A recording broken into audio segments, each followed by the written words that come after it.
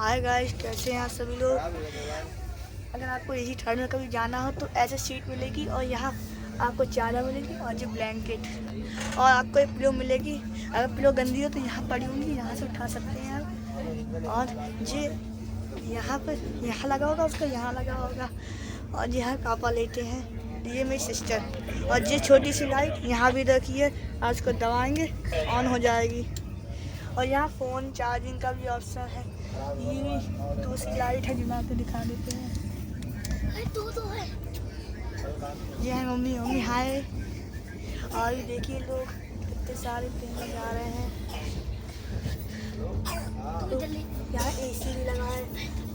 AC automatic चलता है train में और ऐसा लगता है ट्रेन हिल नहीं रही है। आप सभी को बड़ा मज़ा आएगा वीडियो देख के। Like subscribe and share please कर देना। लाइक एंड सब्सक्राइब प्लीज़ करना।